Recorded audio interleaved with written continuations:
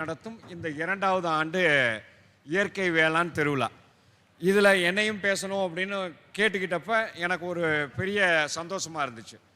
விவசாயிகளுக்கு ஒரு முக்கியமான விஷயத்தை சொல்ல வேண்டிய கடமையும் கட்டுப்பாடும் இருக்கிறதுனால, அதுவும் நான் விவசாயத்துறையில் பணியாற்றுறதுனால, விவசாயிகளுக்கு இயற்கை விவசாயம் பண்ணுற விவசாயிகளுக்கு பூச்சி அப்படின்னா தான் பெரிய பிரச்சனையாக இருக்குது. பூச்சியை பார்த்துட்டாலே விவசாயி பயந்துடுறாரு, நேராக மருந்து கடைக்கு போகிறாரு, உரக்கடைக்கு போகிறாரு, மருந்தை வாங்கிட்டு வந்து அடிக்கிறார். அடித்தா என்ன நடக்குது அப்படிங்கிறது அவரோட விவசாயம் பண்ணுற நிலைமையில் அவர் மகசூலை தான் எதிர்பார்க்குறாரே தவிர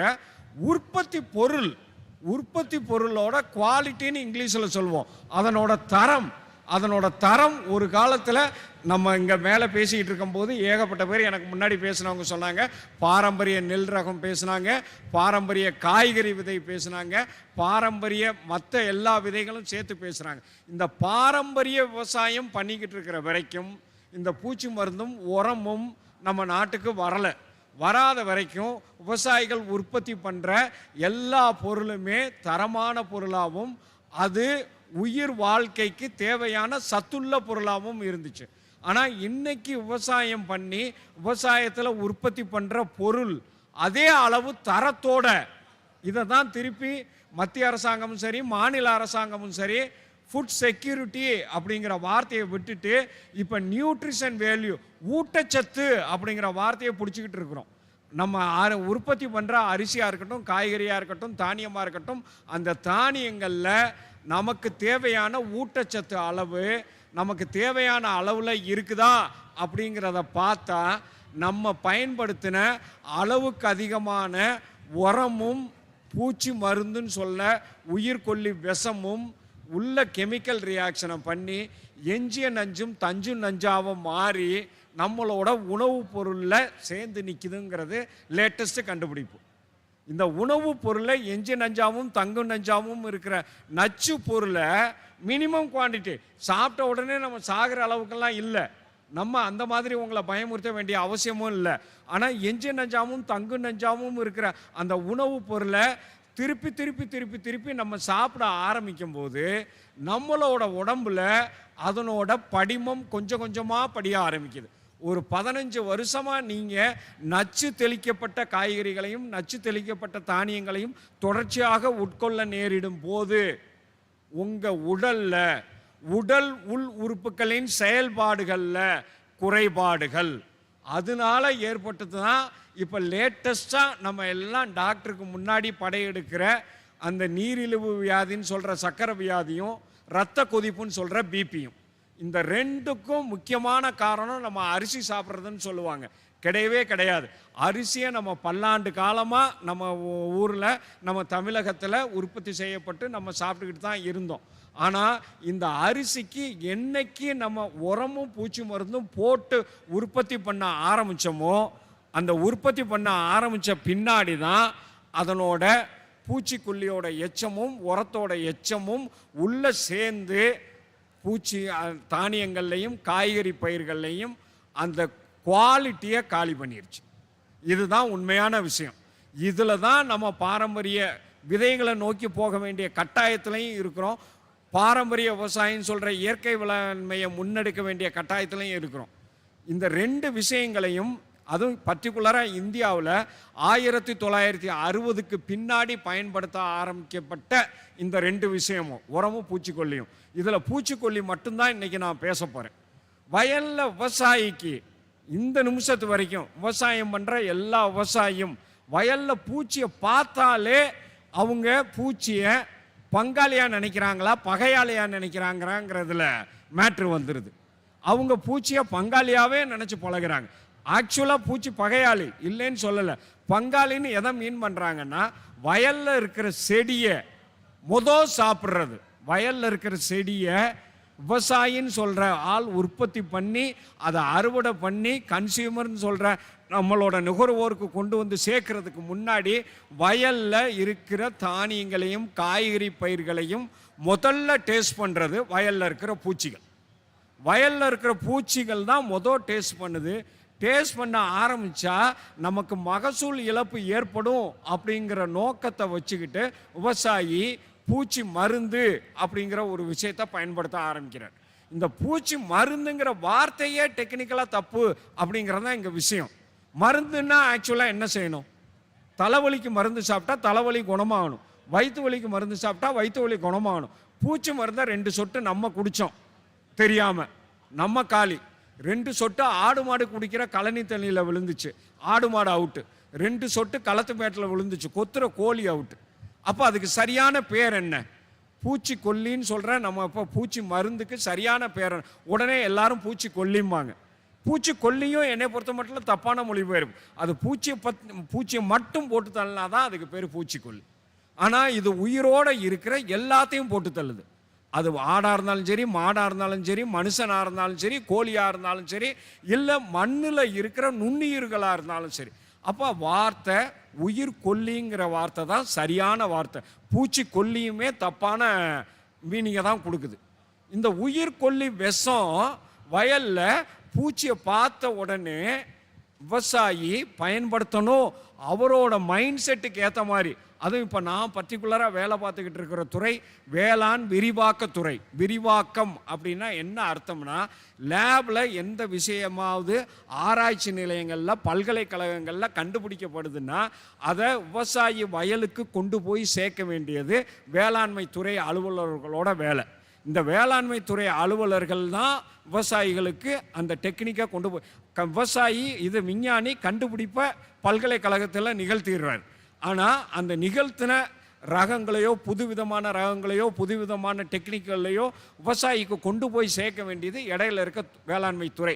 இந்த வேளாண்மை துறையினால தான் அறிமுகப்படுத்தப்பட்டது தான் இந்த பூச்சி மருந்துங்கிற வார்த்தை. மருந்து அப்படின்னா விவசாயி பயம் இல்லாமல் பயன்படுத்துவார். இந்த நோக்கத்துக்காகத்தான், மற்றபடி வேற நோக்கமெல்லாம் கிடையாது. பயம் இல்லாமல் பயன்படுத்துவார் அப்படிங்கிறதுக்காக கொண்டு வரப்பட்ட வார்த்தை. விவசாயி இப்போ என்ன நடந்தாலும் பூச்சி மருந்து அப்படிங்கிற வார்த்தையை நோக்கி தள்ளப்பட்டு அதனோட பேக்ரவுண்டே தெரியாது. அது விஷங்கிறதே இன்னும் முக்கால்வாசி விவசாயிகளுக்கு இங்கே புரியலை. விஷம் அப்படிங்கிற இதே கிடையாது. மருந்து பாட்டிலிருந்து மூடியில் தண்ணியை ஊற்ற வேண்டியது, இதை மருந்தை ஊற்ற வேண்டியது. மூடியில் இருக்கிற தண்ணியை இதை மருந்தை தண்ணியில் ஊற்றி கலக்கிறதுக்கு பக்கத்தில் இருக்க குச்சியை கூட தேடுறதில்ல. எதை விட்டு ஆட்டுறது? கையை உள்ளே விட்டு ஆட்டுறது. விஷத்தில் கை வைக்கிறோம் அப்படிங்கிற வேஷம் கூட பயம் கூட கிடையாது. அடுத்தது அதே கையோட ஸ்ப்ரேயரில் போட்டு ஸ்ப்ரேயரில் ஊற்றி ஸ்ப்ரேயர் தூக்கி பின்னாடி எடுத்து கட்டிக்கிட்டு அதே கையில் ஸ்ப்ரேயர் அடிக்க ஆரம்பிச்சிருவார். அடிக்க ஆரம்பிச்சுக்கிட்டு இருக்கும்போதே வேர்த்து ஒழுகுதுன்னா அந்த கையை வச்சே தான் இங்கே தொடப்பார். விஷங்கள் உடம்போட உள் உறுப்புகளில் போகிற விஷயம் அப்படிங்கிறத லேட்டஸ்டாக ஒரு கண்டுபிடிச்சிருக்காங்க. இங்கே எத்தனை பேத்துக்கு தெரியும்னு தெரியல.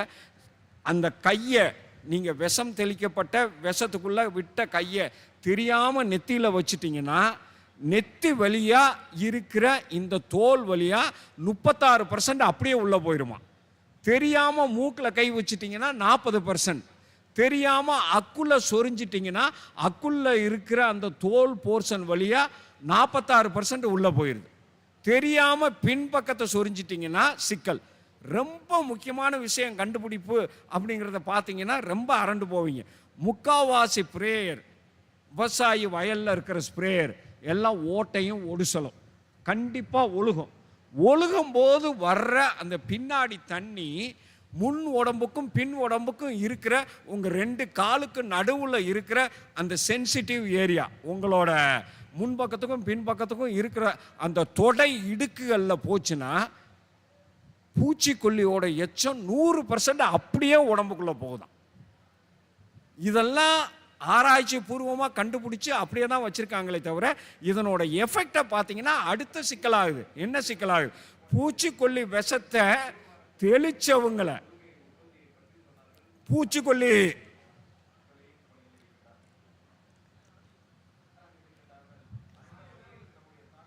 யாருக்காவது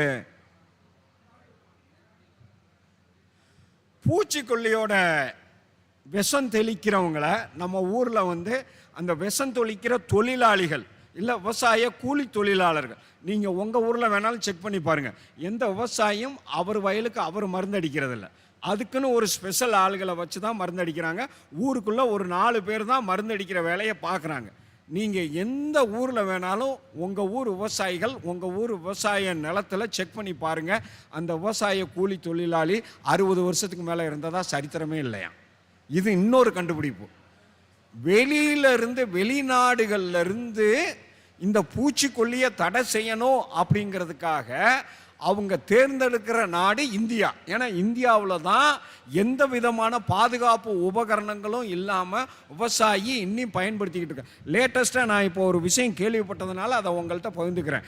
இங்கிலாந்து நாட்டில் இருக்கிற எடின்பர்க் யூனிவர்சிட்டி அப்படின்னு சொல்கிற எடின்பர்க் பல்கலைக்கழகம் பேரக்வாட் அப்படிங்கிற ஒரு பூச்சி மருந்தை இந்தியாவில் தடை செய்யணும் அப்படிங்கிற மூவ்மெண்ட்டுக்கு இறங்குறாங்க. ஆனால் அதுக்கு அவங்க தேர்ந்தெடுத்த மாநிலம் தமிழ்நாடு, மகாராஷ்டிரா, கர்நாடகா, மத்திய பிரதேஷ். இந்த 4 மாநிலங்களில் அந்த பேரக்வாட் பயன்படுத்திக்கிட்டு இருக்கிற அந்த கூலி தொழிலாளிகளுக்கும் விவசாயிகளுக்கும் என்ன நேர்படுது அப்படிங்கிறத அந்த ஊர் லோக்கல் டாக்டர், கவர்மெண்ட் ஆஸ்பத்திரி டாக்டர், திருப்பி உங்கள் எல்லாருக்கும் தெரிஞ்ச விஷயம், தெரியாமல் விஷமோ இதோ யாராவது எடுத்து குடிச்சிட்டாங்கன்னா நம்ம கவர்மெண்ட் ஆஸ்பத்திரிக்கு தான் ஓடுவோம், ப்ரைவேட் ஆஸ்பத்திரிக்கெல்லாம் ஓடுறதில்ல. எடுத்த உடனே கவர்மெண்ட் ஆஸ்பத்திரியில் தான் ரெக்கார்ட் ஆகுது. அந்த ரெக்கார்டெல்லாம் எடுத்து வச்சு செக் பண்ணுறாங்க. செக் பண்ணதில் அவங்க கண்டுபிடிச்சப்பட்ட விஷயம் 100க்கு 99% விஷம் தெளிக்கிற வேலையில் இருக்கிற கூலி தொழிலாளிகள் 60 வயசை தாண்டதில்லை. 60 வயசுக்குள்ளேயே அவங்களுக்கு பலவித நோய் தாக்குதலுக்கு உள்ளாகி 60 வயசுக்குள்ளேயே இறந்துடுறாங்கங்கிறது தான் இப்போ கண்டுபிடிச்சிருக்கிறப்பட்ட உண்மை. இன்னி வெளிவிடப்படாத ஆராய்ச்சி முடிவு. இந்த இடத்துல நான் உங்களுக்கு ஒரு வார்த்தையை சொல்ல வருவேன். அப்படிப்பட்ட பூச்சிக்கொல்லி அவசியமா? பூச்சிக்கொல்லி இல்லாமல் பூச்சியை கண்ட்ரோல் பண்ண முடியாதா? விவசாயிக்கு முன்னாடி இருக்கிற முக்கியமான கேள்வி. இந்த கேள்விக்கு தான் நான் போகிற இடங்கள்ல எல்லாம் விவசாயியை நோக்கி பேசுகிற வார்த்தை. விவசாயிக்கு ஒரு சின்ன விஷயத்த சொல்லித்தர மறந்துட்டோம். என்ன சின்ன விஷயத்த?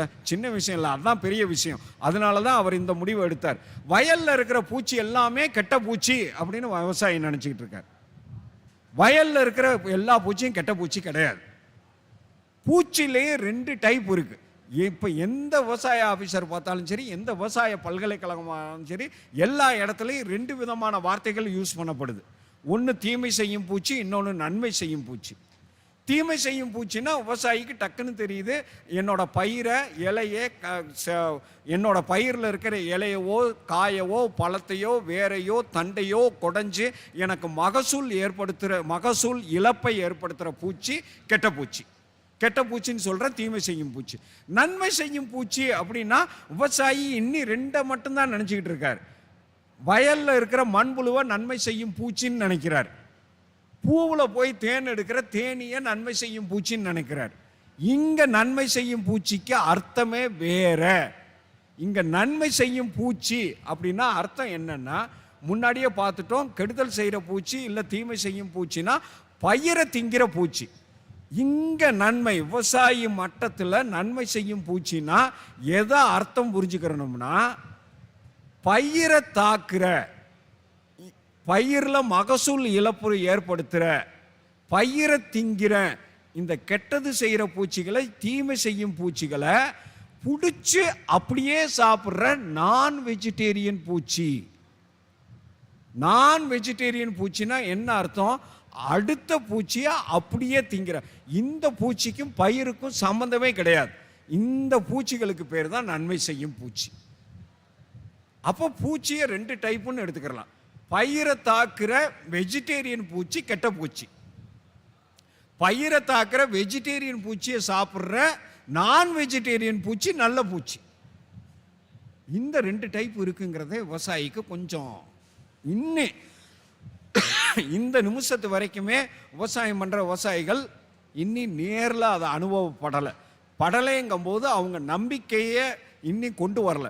இந்த நம்பிக்கையை கொண்டு வர்றதுக்காகத்தான் உழவர் வயல்வெளி பள்ளிகள் அப்படிங்கிற ஒரு திட்டத்தையே மத்திய அரசாங்கமும் மாநில அரசாங்கமும் கொண்டு வந்தாங்க.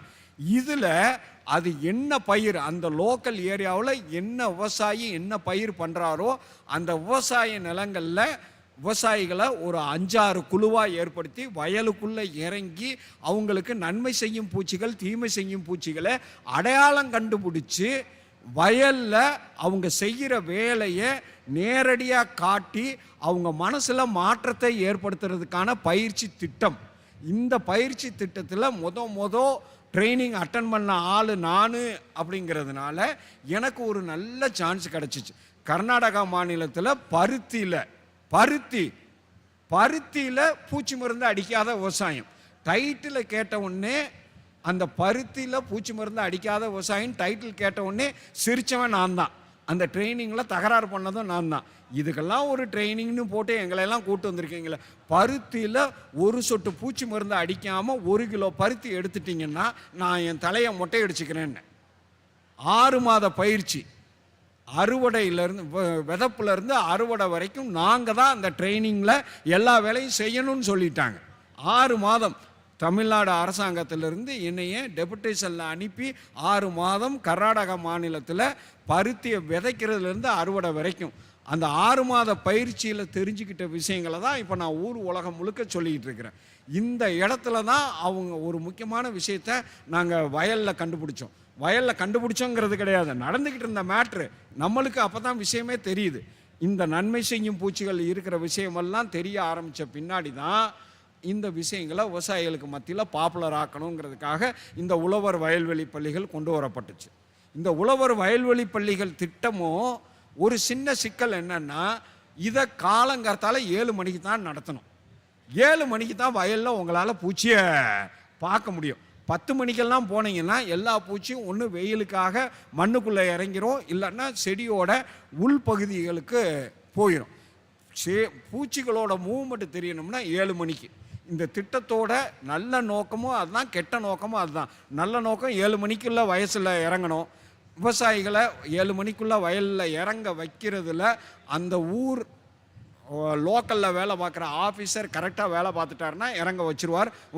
அப்படி இது பண்ண விவசாயிகள் தான் இன்னைக்கு தேதியில் இயற்கை விவசாயத்தை நோக்கி கொஞ்சமாக திரும்ப ஆரம்பித்தாங்க. பூச்சிக்கொல்லியோட நன்மை செய்யும் பூச்சிகள், இந்த நன்மை செய்யும் பூச்சிகளில் 2 பூச்சிகளை மட்டும் கரூர் வந்ததுக்காக உங்களோட விஷயங்களை தெரிஞ்சுக்கிறணுங்கிறதுக்காக சொல்லிடுறேன்.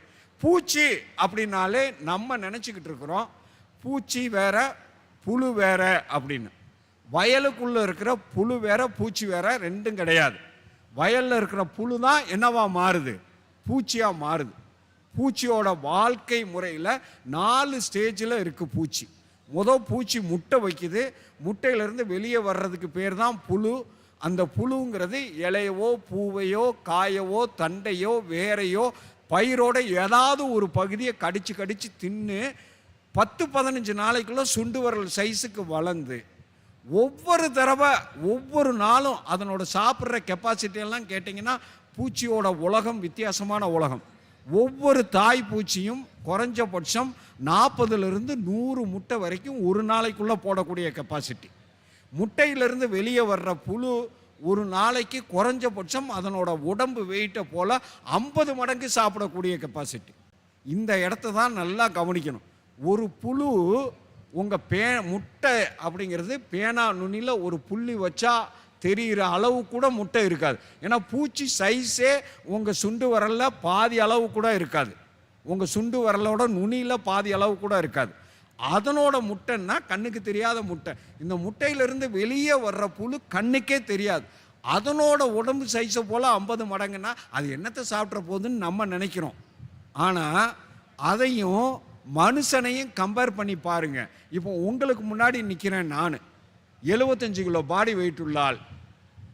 நான் ஒரு நாளைக்கு எவ்வளவு சாப்பிடுவேன் அப்படின்னு ஒரு கணக்கு போட்டோம்னா, காலையில் 2 இட்லி 3 தோசை, மத்தியானம் சோறு குழம்பு ரசத்தோட ஃபுல் மீல்ஸு, சாயங்காலம் 4 சப்பாத்தி 2 பரோட்டா, இடையில டீ காஃபி எல்லாத்தையும் வெயிட் போட்டாலும் 75 கிலோ பாடி வெயிட் உள்ள நம்மளால் ஒரு நாளைக்கு 3 கிலோவுக்கு மேலே சாப்பிட முடியாது.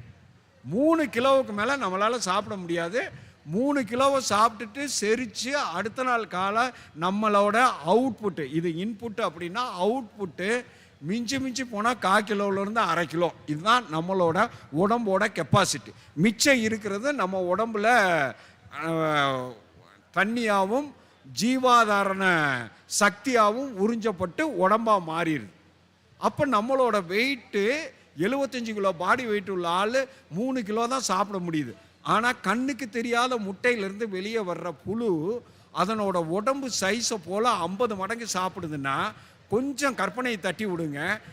முட்டையிலிருந்து வெளியே வந்த புழு, கண்ணுக்கு தெரியாத புழு இம்மிடியட்டாக 75 கிலோ பாடி வெயிட் இருக்கிறதா கணக்கெடுத்துக்கிடுவோம். இன்னைக்கு காலையில் அந்த புழு வெளியே வருது.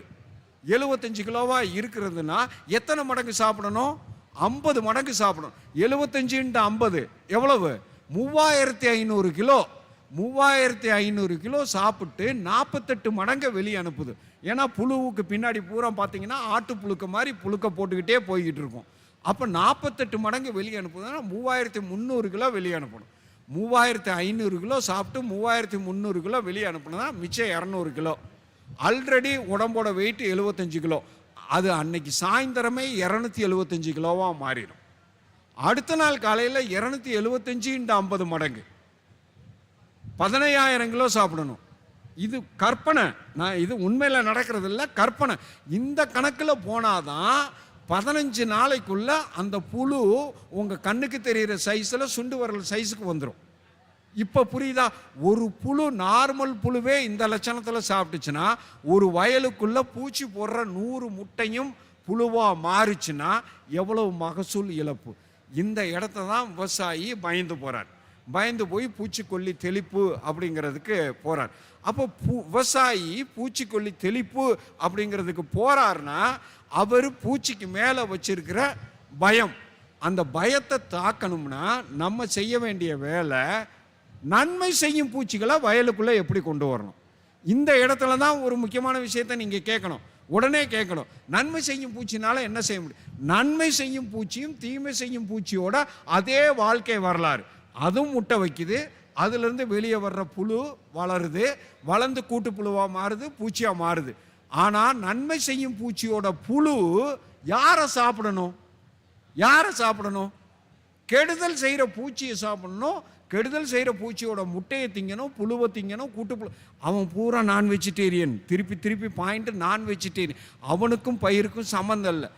அப்போ வயலுக்குள்ள நன்மை செய்யும் பூச்சிகளோட எண்ணிக்கையை அதிகப்படுத்தணும்னா அவங்க கெடுதல் செய்கிற பூச்சியை எங்கே இருக்கான்னு தேடி தேடி அலசி சாப்பிட்டுட்டான்னா நம்ம பூச்சிக்கொல்லி தெளிக்க வேண்டிய அவசியம் இல்லை.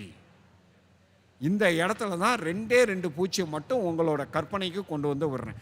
வயலுக்குள்ள 2 செடிக்கு நடுவில் 2 இலைக்கு நடுவில் வலை பின்னி வலைக்கு நடுவில் உக்காந்துருக்கிற பூச்சி என்ன பூச்சி? நம்ம ஊரில் சாதாரணமாக வயலில் வீட்டில் நம்ம ஓரத்தில் செவுத்து ஓரத்தில் உக்காந்து இருக்குது எல்லா இடத்துலையும் செலந்தி. செலந்தின்னு சொல்கிற அந்த பூச்சியை நம்ம ஊர் லோக்கல் பேர் என்ன சொல்லுவோம்? 8 கால் பூச்சி. பூச்சிக்கு எத்தனை கால்? பூச்சிக்கு எத்தனை கால்? உண்மையான பூச்சிக்கு 6 கால் தான். ஈயா இருக்கட்டும், எறும்பா இருக்கட்டும், குளவியா இருக்கட்டும், வண்டா இருக்கட்டும், வண்ணத்து பூச்சியாக இருக்கட்டும், அந்து பூச்சியாக இருக்கட்டும், எதையாவது இம்மிடியேட்டாக வெளியே போனவொடனே பிடிச்சி எண்ணி பார்க்குறீங்க. பூச்சின்னா 6 கால் தான் இருக்கணும். பூச்சின்னா என்னென்ன விவசாயிக்கு நம்ம சொல்லித்தரல. அவர் மண்புழுவை பூச்சிங்கிறார். மண்புழு வேற, பூச்சி வேற. பூச்சிங்கிறது எப்படி இருக்கணும்னா பூச்சியோட இதெல்லாம் இதை நான் பூச்சியை எப்படி கண்ட்ரோல் பண்ணணும்னு கேட்குறேன். நீ வள கொலான்னு பேசாத. பூச்சி எப்படி இருக்கும்லாம் என்கிட்ட கதை விடாத. அப்படின்னா என்ன அர்த்தம்னா ஒரு ஆளை போட்டு தள்ளணும்னு முடிவு பண்ணிட்டா நம்ம கூலிப்படையை செட் பண்ணி அவனை போடுன்னு சொன்னால் கூலிப்படை நம்மள்கிட்ட கேட்குற ஆர்த்தை நீ எவனை போடணுமோ அவன் ஃபோட்டோவை காட்டு, எனக்கு அடையாளம் காட்டு, அடையாளம் காட்டினா தான் என்னால் போட முடியும். நம்ம இன்னும் அடையாளம் தெரியாமே வேலை பார்த்துக்கிட்டு அலையிறோம். யார் என்ன வேலை செய்கிறானே தெரியாமல் விவசாயி வயலில் பூச்சி மருந்தை எங்கே அடிக்கிறாரு? பூச்சி வாயை திறந்து உள்ளே ஊற்றுனா பரவாயில்ல, கும்பாங்குத்தா இங்கே தான் இருக்கிறாருன்னு வயல் முழுக்க அடிக்கிறார். இதுதானே அடிக்கிறோம். வயலில் நம்மளால் பூச்சி எங்கே இருக்குன்னே நம்மளால் கண்டுபிடிக்க முடியல. அது முட்டையாக இருக்குதா, புழுவாக இருக்குதா, கூட்டு புழுவாக இருக்கா, பூச்சியாக இருக்குதா? அப்போ கும்பாங்குத்தா இந்த ஏரியாவில் 1 ஏக்கரில் அடித்து வை, 1 ஏக்கரில் அடித்து வையின்னு சொல்லும்போது பூச்சி மேலே படுற விஷத்தை விட பயிர் மேலே தான் விஷம் அதிகமாக படுது. அப்போ பூச்சிக்காக பயன்படுத்தப்பட்ட விஷம் எங்கே அளவுக்கு அதிகமாக படியுது? பயிருக்கு மேலே தான் படியுது. அந்த பயிரை பின்னாடி சாப்பிட போகிறது யார்? நம்ம. அப்போ நீங்கள் யாருக்கு விஷம் வைக்கிறீங்க? பூச்சிக்கு விஷம் வைக்கலை, நமக்கு நம்மளே தான் விஷம் வச்சுக்கிறோம். இந்த மாதிரி விஷம் ஏற்பட்டப்பட்ட பயிர்களை தான் நம்ம இந்த நிமிஷத்து வரைக்கும் சாப்பிட்டுக்கிட்டு இருக்கோம்.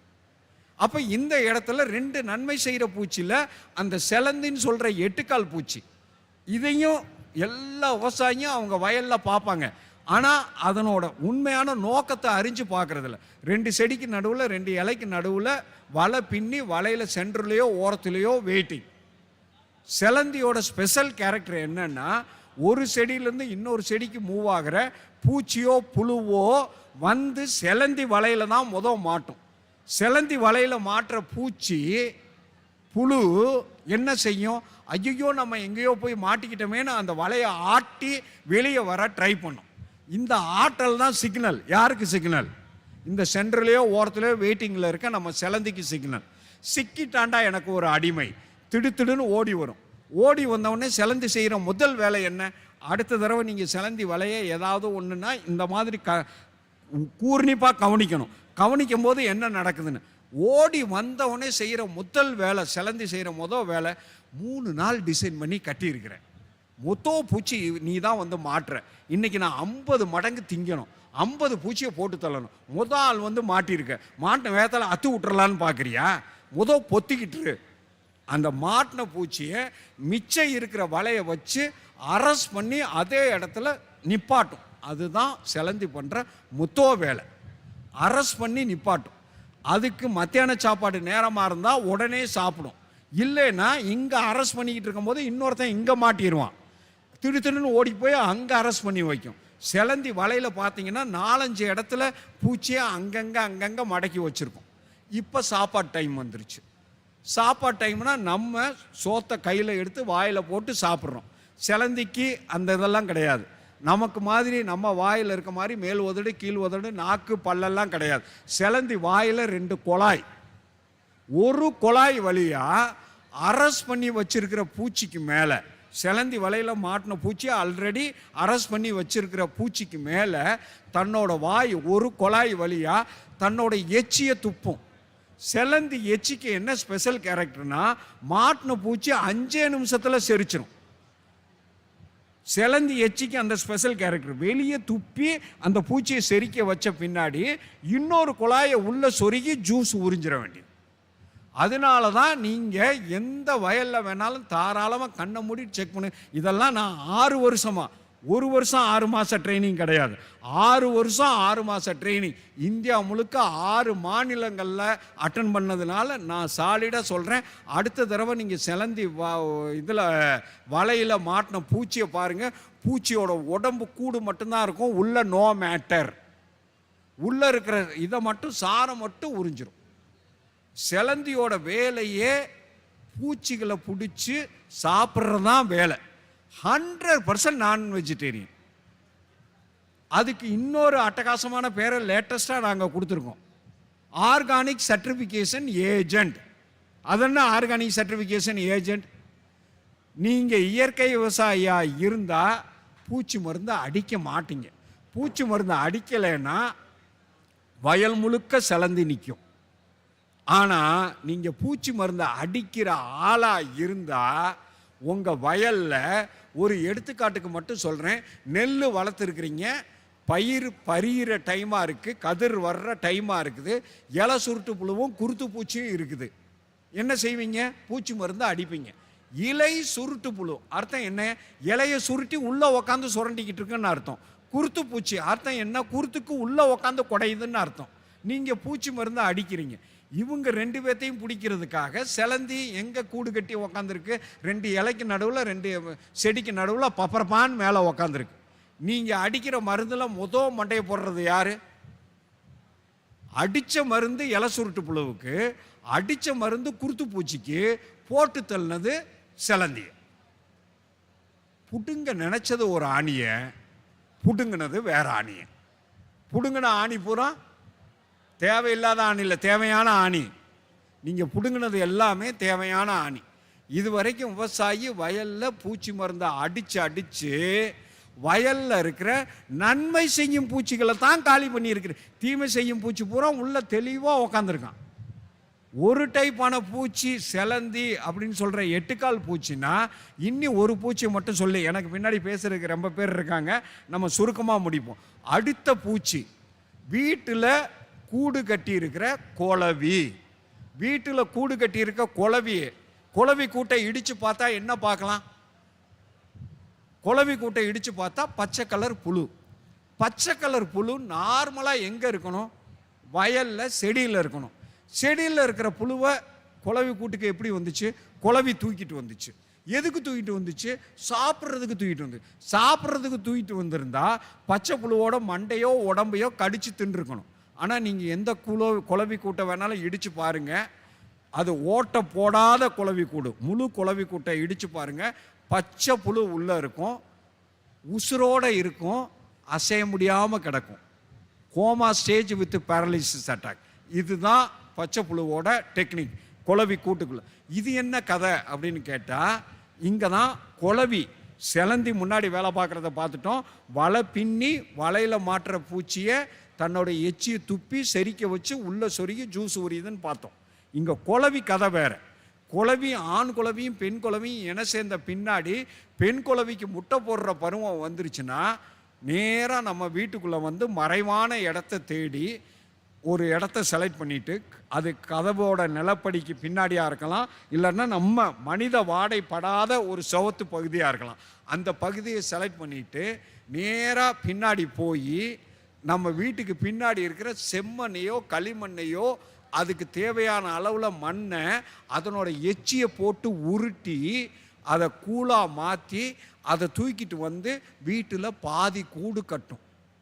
வீட்டில் பாதி கூடு கட்டின பின்னாடி அது பண்ணுற வேலை தான் அழிச்சாட்டியும். பாதி கூடு கட்டின பின்னாடி நேராக வயலுக்கு பறக்கும். அங்கே போய் நல்லா கொழுக்கு மொழுக்குன்னு இருக்கிற ஒரு பச்சை புழுவை செலக்ட் பண்ணி பச்சை புழு பக்கத்தில் போய் பச்சை புழு அசந்த சமயம் குளவிக்கு எல்லாத்தையும் பார்த்தீங்கன்னா தலை, நெஞ்சு, வயிறு அப்படின்னு 3 பார்ட்டாக இருக்கும். வயிற்றுக்கு பின்னாடி நல்லா பேனா நுனியில் இருக்கிற மாதிரி ஒரு ஊசி மாதிரி, ஒரு பெரிய முள் மாதிரி ஊசி. அதுதான், அதை வச்சு தான் அது விஷமும் கொடுக்கணும், அதை வச்சு தான் முட்டையும் போடணும். அந்த உடம்புக்கு வெளியே நீட்டிக்கிட்டு இருக்கிற ஊசி போன்ற பகுதியை வச்சு நல்லா கொழுக்கு மொழுக்குன்னு இருக்க பச்சை புழுவை செலக்ட் பண்ணி பக்கத்தில் போய் பச்சை புழு அசந்த சமயம் ஒரு குத்திட்டு ஓடி போய் அந்த பக்கம் நின்றுக்கிறோம். புழு எவன்டா என்னைய கடிச்சது அப்படின்னு சுருக்குன்னு சத்தம் கேட்குது அப்படின்னு திரும்பி பார்க்கக்குள்ளேயும் இங்கே குத்துல குளவி விஷம். 5 நிமிஷத்தில் அந்த புழு ஆணு வாயை பிளந்துட்டு மல்லாந்துடும். அவ்வளோதான், coma stage with paralysis attack. புழு இப்படி கிடக்கும். இப்போ குளவி பக்கத்தில் வரும். பேரலிசிஸ் அட்டாக்கான குளவியை இதை புழுவை கவ்வி கூட்டுக்கு தூக்கிட்டு வந்து கூட்டுக்குள்ளே புழுவை வச்சுட்டு அடுத்து செய்கிறது தான் முக்கியமான வேலை. கூட்டுக்குள்ளே அந்த புழுவை செட் பண்ணிவிட்டு தனக்கு முன்னாடி இருக்கிற அந்த 2 கொம்பை வச்சு உடம்பை தட்டி பார்த்துட்டு, இது உடம்புக்குள்ளே நான் ஒரு முட்டை போடலாமா, 2 முட்டை போடலாமா, 3 முட்டை போடலாமா? என்ன காரணம்? திருப்பி நான் சொன்ன அந்த பாயிண்ட், குளவி முட்டையிலேருந்து வெளியே வர்ற குளவி புழு பியூர் நான் வெஜிடேரியன். அது ஒரு நாளைக்கு அதனோட உடம்பு வெயிட்டை போல் 50 மடங்கு 15 நாள் சாப்பிட்டா தான் குளவி கூட்டுப்புழுவாக மாற முடியும். குளவி கூட்டுப்புழுவாக மாறினா தான் அதுலேருந்து குளவி ஆகி வெளியே பறக்க முடியும். அப்போ இந்த பச்சை புழுவோட உடம்பை தன்னோட இதை வச்சு டெஸ்ட் பண்ணி பார்த்துட்டு, இந்த பச்சை புழு உடம்புக்குள்ளே 2 முட்டை போடலாம். 2 முட்டைக்கு இவன் தாங்க மாட்டான், ஒத்த முட்டைக்கு தான் தாங்குவான். ஒரு முட்டையை உள்ளே சொருகிட்டு மிச்சம் இருக்கிற மண்ணை வச்சு கூட்டை பூசிட்டு, குஞ்சுகளா குட்டிகளா பத்திரம், உங்கள் வாழ்க்கை உங்கள் கை, குளவி எஸ்கேப். இப்போ யாரோட உடம்புக்குள்ள யாரு? பச்சை புழுவோட உடம்புக்குள்ள குளவி முட்டை. 2-3 நாளில் குளவி புழு பொரிக்கும். குளவி புழுவில் முட்டையிலிருந்து வெளியே வர்ற குளவி புழு பச்சை புழுவோட உடம்பை அரிச்சு தின்னு உள்ளேயே 15 நாளில் கூட்டு புழுவாக மாறி, அதுக்கடுத்து 7 நாளில் குளவியாக மாறி குளவி கூட ஓட்டை போட்டுக்கிட்டு குளவி வெளியே பறக்கும். ஓட்டை போட்ட குளவி கூட்டை இடித்து பார்த்தீங்கன்னா ஒரு பிட்டு கூட பச்சை புழுவோட உடம்பை பார்க்க முடியாது. ஏன்னா பச்சை புழுவை சப்சாடாக காலி பண்ணியிருக்கும். டோட்டலாக அந்த 15 நாளைக்குள்ளே காலி. இதெல்லாம் கணக்கு பண்ணி தான் குளவி முட்டையே போடும். உடம்போட சைஸுக்கு ஏற்ற மாதிரி ஒரு முட்டையா 2 முட்டையா 3 முட்டையா, முட்டை சாப்பிட்ற சைஸை குழந்தை எந்த காலத்திலேயாவது குழந்தை பிறந்து ஒரு நாளைக்கு இவ்வளவு தாய்ப்பால் சுரக்கும் அப்படின்னு எந்த தாய்மாராவது கணக்கு பார்த்து தாய்ப்பால்லாம் சுரக்க வைக்கிறது இல்லை. திருப்பி 2 குழந்தை பிறந்தாலும் அதே அம்மா தான் தாய்ப்பால் கொடுக்குறா. இந்த கணக்கை குளவியும் வேலை செய்யுது. அதை தான் இப்போ நான் உங்களுக்கு கணக்கு சொல்கிறேன். 2 முட்டையா 3 முட்டையாங்கிறத குளவி தான். இப்போ இந்த இடத்துல திருப்பி கேள்வி, இதுக்கும் எனக்கும் என்னடா சம்மந்தம் அப்படின்னா, இது உங்களுக்கு சொன்னது வீட்டில் கூடு கட்டுற செங்குளவி மஞ்சள் குளவி. வயலில் இருக்கிற குளவி நேராக வயலில் குருத்து பூச்சியோ இலை சுருட்டு புழுவோ, இலை சுருட்டு புழுனா இலையை சுருட்டி உள்ளே உக்காந்துருக்கிறது, குருத்து பூச்சினா குருத்துக்குள்ளே உக்காந்துருக்கிறது. இவங்க வெளியே போய் நின்றுக்கிட்டு பயிரோட வெளியே நின்றுக்கிட்டு அந்த கொடுக்க மட்டும் உள்ள சொருகி புழுவோட உடம்புக்குள்ளே முட்டையை போட்டு பறந்துடும். புழு எவனோ என்னைய குத்துறானேங்களையும் உள்ள 2 நிமிஷத்துக்குள்ளே எல்லா வேலையும் முடிஞ்சிடும். 2 நாள் கழித்து இலை சுருட்டு புழு இலையை தின்னுக்கிட்டு இருக்கும். ஆனால் உள்ளே என்ன நடக்கும்? குளவி முட்டை பொறிச்சு குளவி புழு வெளியே வரும். குளவி புழு இங்கே அரிச்சிச்சுன்னா இங்கே எங்கே இலையை சாப்பிட்றது, அவ்வளோதான், பேரலிசிஸ் அட்டாக். இங்கே குளவி உள்ள டெவலப் ஆகி 15 நாளில் குளவி ஆகி பறக்கும், புழு அவுட். அப்போ இப்படிப்பட்ட செலந்தி குளவி அப்படின்னு சொல்கிற நன்மை செய்யும் உயிரினங்களை உங்கள் வயலுக்குள்ளே கொண்டு வரணும்னா விவசாயி என்ன செய்யணும்? கடைசியாக நான் 5 பாயிண்ட்டை சொல்லி தான் முடிக்க போகிறேன். நீங்கள் மெயின் பயிர் என்ன வேணாலும் பண்ணிக்கோங்க. அது பருத்தியாக இருக்கலாம், மிளகாயாக இருக்கலாம், தக்காளியாக இருக்கலாம், நெல்லாக இருக்கலாம், என்ன பயிர் வேணாலும் இருக்கலாம். வரப்பு முழுக்க உங்கள் பயிரோட வரப்பு முழுக்க தட்டைப்பயிறுன்னு சொல்கிற காராமணியை நெருக்கமாக நட்டு வச்சிடணும். தட்டைப்பயிறுன்னு சொல்கிற காராமணியை நெருக்கமாக நட்டு வச்சுட்டா தட்டைப்பயிருக்கு அசுவினின்னு சொல்கிற சாறு உறிஞ்சும் பூச்சி கும்பல் கும்பலாக வரும். வரணும். தட்டைப்பயிரில் அசுவினி பூரா வரப்பில்.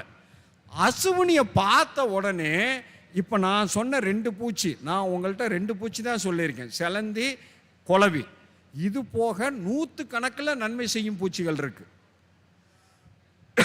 100 ஜாதி நன்மை செய்யும் பூச்சிகள் இருக்கு. அந்த நன்மை செய்யும் பூச்சிகள் எல்லாமே நீங்கள் விருந்து சம்மன் வச்செல்லாம் அழைக்க வேண்டாம், ஆட்டோமேட்டிக்காக உங்கள் வரப்புக்கு வந்துடும். அந்த அசுவினியை சாப்பிட்றதுக்காக எல்லா நன்மை செய்யும் பூச்சிகளும் உங்கள் வரப்புக்கு வந்துடும். அப்போ தட்டைப்பயிரை போட்டு தட்டைப்பயிரில் அசுவினியை உருவாக்கி உங்கள் வயல் முழுக்க நன்மை செய்யும் பூச்சிகளை கொண்டு வந்தாச்சு. இது மொதல் பாயிண்ட். 2வது பாயிண்ட், ஒருத்தர் கேட்குறார், நீ சொல்கிற மாதிரி நன்மை செய்யும் பூச்சி மட்டும் என் வயலுக்கு வந்தால் பரவாயில்ல, பக்கத்து வீட்டுக்காரன் பூச்சி மருந்து அடித்தான்னா அங்கேருந்து கிளம்பி கெடுதல் செய்கிற பூச்சி என் வயலுக்குள்ளே வந்துடும்ல, அதை எப்படி ஒன்றும் பிரச்சனை இல்லை. நன்மை செய்யும் பூச்சி மட்டும்தான் வயலுக்குள்ளே வரணும், கெடுதல் செய்கிற பூச்சி வயலுக்கு வரக்கூடாதுன்னு நினச்சிங்கன்னா உங்கள் வயலுக்கும் அடுத்த வயலுக்கும் ஒரு தடுப்பு சுவர் ரெடி பண்ணணும். தடுப்பு சுவர்னா சிமெண்ட் செங்கல் வச்சு கட்ட வேண்டாம். உங்கள் பயிரை விட, மெயின் பயிரை விட வேகமாக வளர்கிற பயிர், அது கம்பு, சோளம், மக்காச்சோளம், இந்த 3ல் ஏதாவது ஒரு பயிரை தட்டைப்பயிருக்கு அடுத்த லைனில் நெருக்கமாக நட்டு வச்சிடணும். தட்டைப்பயிருக்கு அடுத்த லைனில் நெருக்கமாக நட்டு வச்சிட்டிங்கன்னா உங்கள் வயலுக்கும் அடுத்த வயலுக்கும் அதுதான் தடுப்பு சுவர். வர்ற பூச்சி இந்த தடுப்பு சுவரை தாண்டி தான் உங்கள் வயலுக்குள்ளே என்ட்ரி ஆகணும். இது 2வது பாயிண்ட். 3வது பாயிண்ட், அப்படி வர்ற பூச்சி தடுப்பு சுவரை தாண்டியும் உள்ளே வந்துருச்சுன்னா என்ன பண்ணுறது அப்படின்னா, வர்றதை தடுக்கிறதுக்கு 3வது பயிர் கொட்டமுத்துன்னு சொல்கிற ஆமணக்கு செடி. இதை என்ன செய்யணும்? மொதல் லைன் தட்டைப்பயிறு, அடுத்த லைன் கம்பு, சோளம், மக்காச்சோளத்தில் ஏதாவது பயிர், அதுக்கு வெளிவட்டத்தில் உங்கள் வயலோட வெளிவட்டத்தில் கொட்டமுத்துன்னு சொல்கிற ஆமணக்கு செடி 8 அடிக்கு ஒரு செடி. அதை நெருக்கமாக நடவே கூடாது. தட்டைப்பயிரையும் கம்பு, சோளம், மக்காச்சோளத்தையும் நெருக்கமாக நடலாம். கொட்டமுத்துன்னு சொல்கிற ஆமணக்கு செடி 8 அடிக்கு ஒரு செடி தான் இருக்கணும். இந்த கொட்டமுத்துன்னு சொல்கிற ஆமணக்கு செடி என்ன காரணத்துக்காக?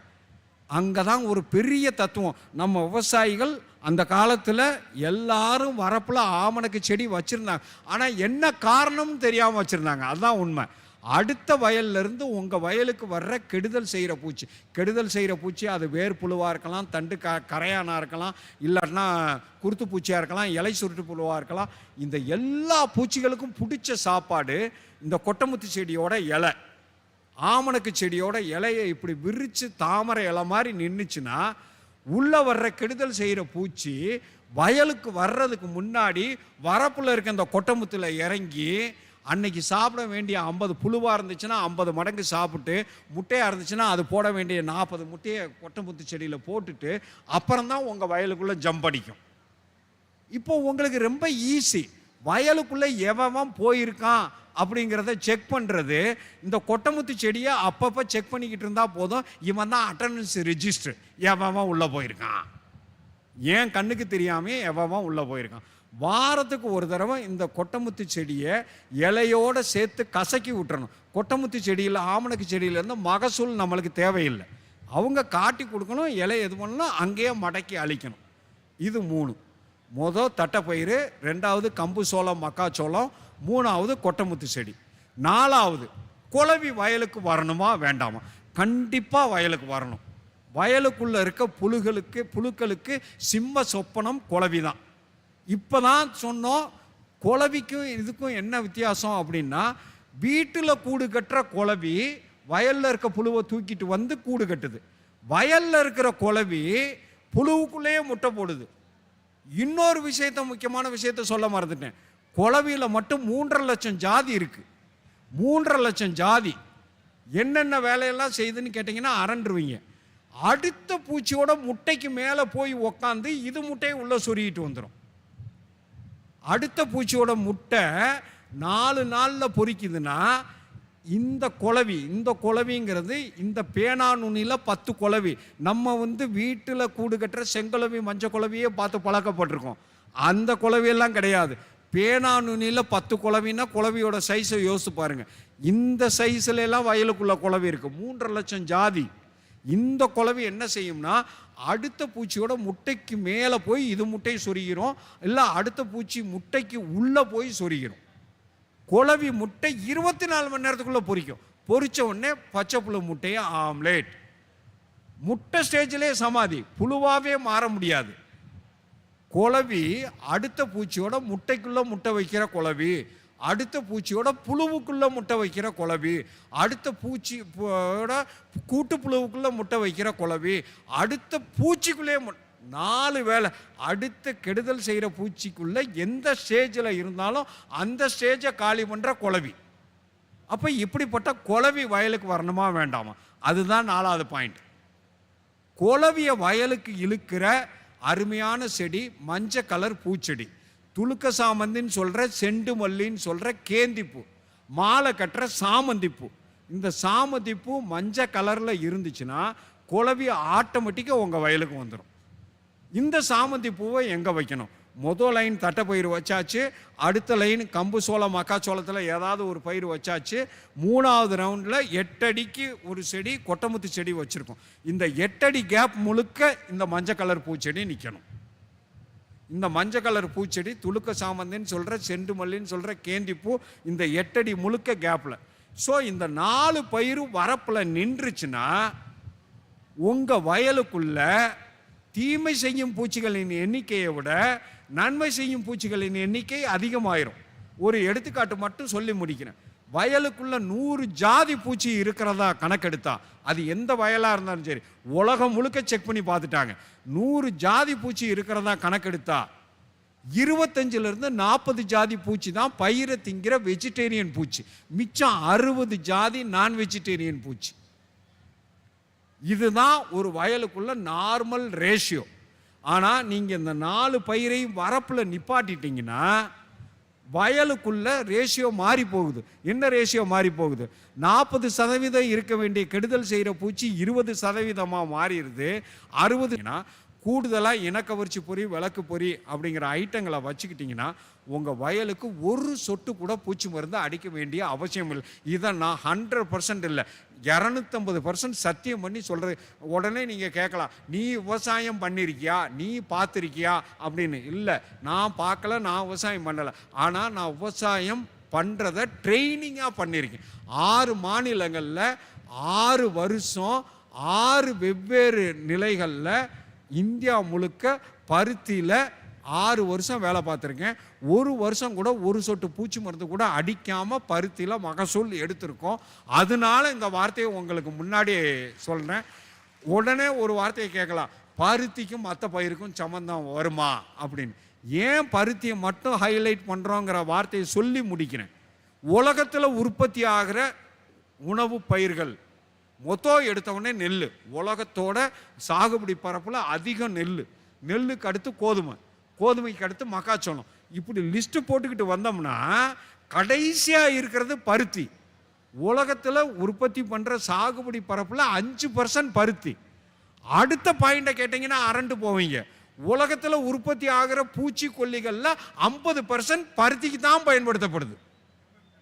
ஏன்னா பருத்தியில் இருக்கிற லட்சணம் அந்த லட்சணம்.